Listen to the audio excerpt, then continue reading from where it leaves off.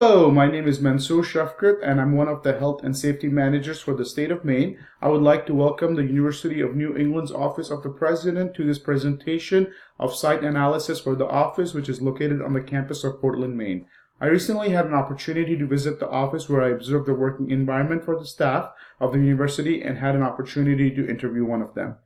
During this presentation, we're going to go over the background information for the Uni's office, including the site analysis findings, important identified hazards which I observed during my site visit, and finally the recommendations for proper interventions to be implemented at the work site. In looking at the background information for the Uni's office, it reveals a standard setting which would be similar to any administration office located at different institutions. There are approximately 60 full-time employees, which consist of 40% male and 60% female. The age range of the employees working at this work site is from 22 to 50 years old, and the working hours varied with 8-hour workdays. There were no breaks that were required during the work shift. Majority spent their day on workstations. The employees were either typing for most of their day or talking on the phone. There were no safety committees in place or OSHA visits, which are the Occupational Safety and Health Administration. And then finally, an important piece to note was in the past 10 years, there have been 3 reported cases of carpal tunnel syndrome. During the site visit, there was intensive keyboarding, which was noted. Also, the office temperature was measured at about 25.5 degrees Celsius or 77.9 degrees Fahrenheit, with the humidity level at 52.2%.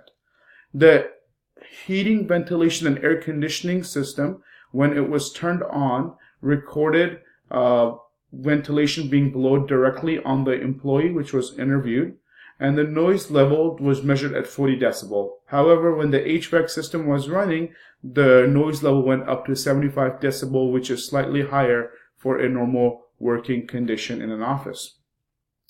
I utilized the Karasik demand control model, which is a workplace stress measurement of a given job where the function of how demanding a person's job is and how much control the person is given over their job responsibilities. And my results yielded that the Uni's office, the employees had a high skill utilization along with high decision authority and lower job strain, which results in low strain overall.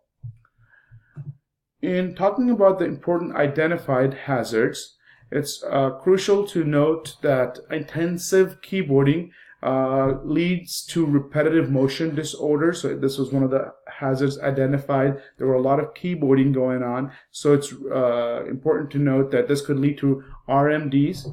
Also, high noise level when HVAC system is running was recorded at 75 decibels. Potential risk of work-related neck and back injury was also observed during the site due to workstations not being ergonomically set for optimal posture. And then finally, I'd like to bring to attention the prolonged exposure to blue light from computer screens, which can lead to ocular health complications. So what are the actions or recommendations that we can take to ensure that these hazards are rectified? Well, first of all, ensure employees are aware of safe typing posture.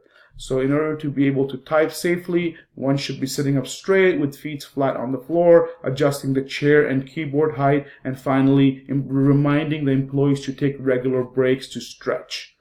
For the second identified hazard, to reduce the loud noise level from the HVAC system, the blower can be repositioned away from the working station. Also, upgrading the HVAC system, which emits lower noise level, could be very helpful. And then alleviating the job hazards due to pure ergonomics could be from adjusting furniture around the working station and also making sure the objects that are frequently used are within reach of the employee. This will ensure lower muscle fatigue. The blue light exposure is an interesting one. It's a modern day problem. There must be heightened awareness of blue light exposure and its effect. Use of warmer light, yellow tinted LED light bulb lights is helpful over bright white lights. And then the recommendation of use of blue light blocking glasses is very helpful to avoid blue light damage. Here are the references. Please feel free to contact me if you have any further questions. Thank you.